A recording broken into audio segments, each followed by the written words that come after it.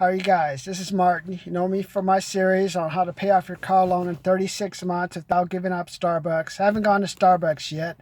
And also, I've seen some of you have been watching my little series on my rants on the C virus. Well, C virus got me, man. Yeah, C virus got me. At the gym club, my 24-hour fitness gym closed yesterday.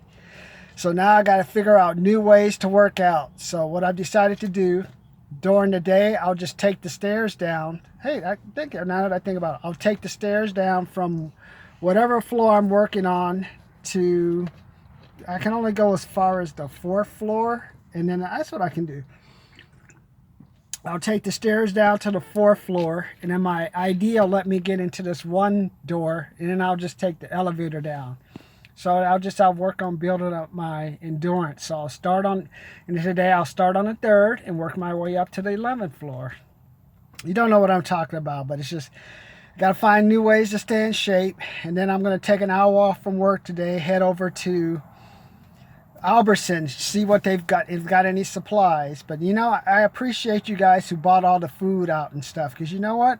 I realize, I ate too much, man. Maybe I need a good Holocaust to help me lose about 5 to 10 pounds.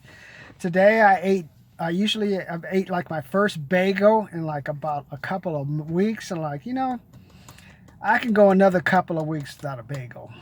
I've just been only eating at home. But today, I'll go to Panda Express and buy like 3 items.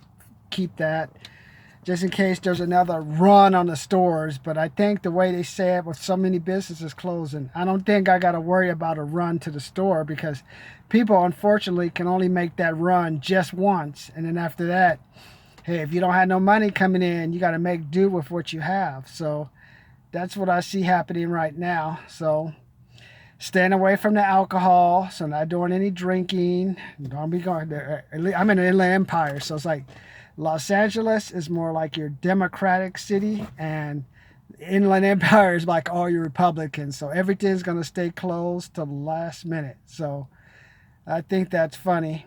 So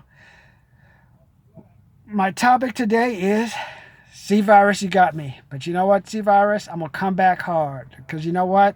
C virus taught me I need to learn how to do cold calling. I need to know how to do door-to-door sales. I need to need to make sure I don't do anything dumb.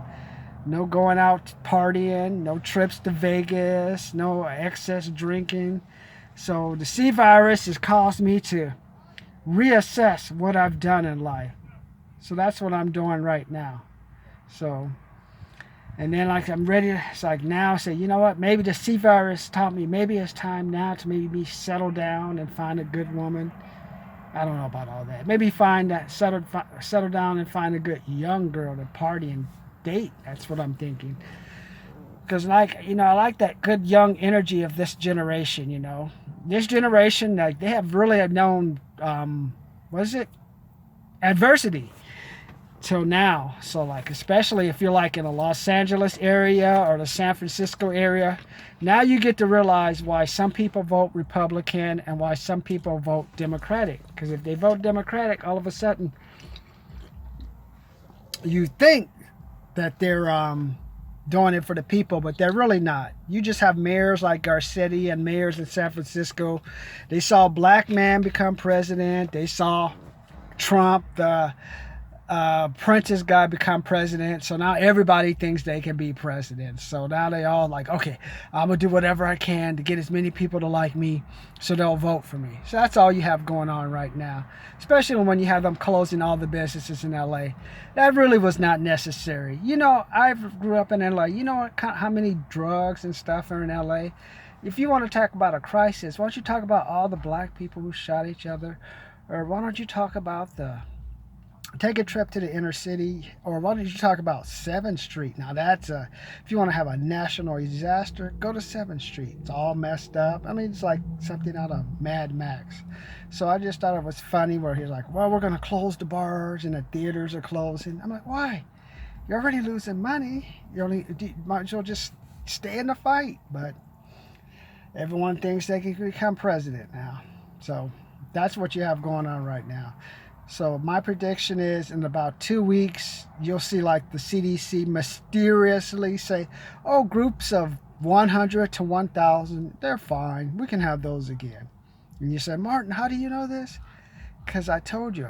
That's why I tell you, you got to always make that extra money. You got to follow the money. In the end, it's all about the money. The money that's paying these politicians is like, hey, we can have a bubonic plague, but we ain't gonna have these businesses closed, and we ain't gonna have no 10 people. I mean, what is that, a swingers orgy or something? Come on, man. They even had 10 people in that Taboo movie and that big below, all those scenes they had in that porn movie with the big orgy. So, no. That CDC 10 thing, that will be gone by the end of next week. And if it's not, I don't know. I ain't gonna do nothing crazy. So let's just hope we have like some normalcy. But a lot of you guys are sitting at home. Did you watch my video yesterday? Got $1,000 last week. I wasn't even expecting it, man. I happened to go to the bank, go to the post office box. $1,000. Martin Morris. Whoa. And then all of a sudden, what happened the next day? No group gatherings of 50, or first it was 250, then it was no group gatherings of 50, then it was down to 10. Why don't you just make it one? Just have me sit at home with my hand and some lube, and just let me just jack off while I'm at home, and just that's it. Why don't you just do that? No. 10. Like I said, what's the difference between 10, 50, 250, 2,000? It's like herpes. If you got it, you got it. The only thing is it showing or is it not showing? Or is I being pregnant? You can't be a little pregnant or pregnant. Because I remember, like girlfriend Delilah was telling me, and then Jocelyn the same thing. You know, I'm feeling bad, and I haven't had my period in a couple of days. I said, that's okay. Well, that's okay. And then I just said, well, I think I'm pregnant. No, you don't know you're pregnant until you get the test. Other than that, it's just an assumption. You can only be can't be a little pregnant and not have your stomach cramps and all this stuff they used to tell me. It's like, they're just trying to tell me. I'm just like, honey, what they're trying to tell me is, Martin, we don't want to do the pull-out method anymore. I may get pregnant. It's like, true. And I listened to them, and we changed and started using that. But during those times where they always told me they were pregnant, even when we used protection, we used to listen to them crying. It's like, I know. I'm going to take care of you. I'm going to be responsible regardless. 20 years later, didn't marry either of one of the two girls I was dating that were fiancés. But what I'm trying to tell you is, you have to, it's just either a little or a lot. People don't realize there's nothing in the middle. But a lot of you guys are hurting. So what I'm going to do in the next couple of weeks, I'm working on my series on how the engineer becomes a real salesman. Not how I was a salesman back in 2004, 2005. I thought I was a salesman. I was a really good salesman. Now I'm studying Grant Cardone, helped build a martial arts studio up from like 15 to about over 150 students. Worked at Macy's, opened up over 20 credit cards, did those 10 or 15 thanks for sharing Macy things. I've worked at conventions. I mean, I got like almost 15 leads at a convention in one day. And that's even with a partner who thought she was a comedian. Little short white girl from I don't know where the fuck she was. Kid got taken away from her living at home, and she wanted to be a comedian. I'm trying to get to clients, and she's like trying to tell me about her life. I'm like, what are you talking about? Can we just make the leads? So, you know, it's like, but now I'm ready. And now with this Great Recession, this is, I guess, we will call this recession light. All this one did was just educate some of the younger people who really didn't get impacted by that 2008 recession. Now they realize, hey, I'm not working at Amazon. Amazon told me to stay home. This is the first time someone told me I was fired. Or look at what happened to the bars and the restaurant. A lot of young people realize, hey, yeah, life is not fair. No, just because you live home with your mama, doesn't mean life is fair. Wait till you start paying your bills and got to pay for your apartments. That's when you find out all about life. So that's what just happened right now. A lot of people just got smacked upside the head, especially a lot of these young people. Like, so I tell you, hey, these fulfillment center jobs are forever, man. Even if you're working at a bar or restaurant, hey, it's not forever, man. If you're not producing and you don't know how to go out and get clients, Because I was like you. I didn't know how to get clients. I was afraid to talk to people. They may hurt my feelings and all that stuff. Now, like, hey, fuck it, man. No one cares, man. You learn go how to get that money, even in a recession.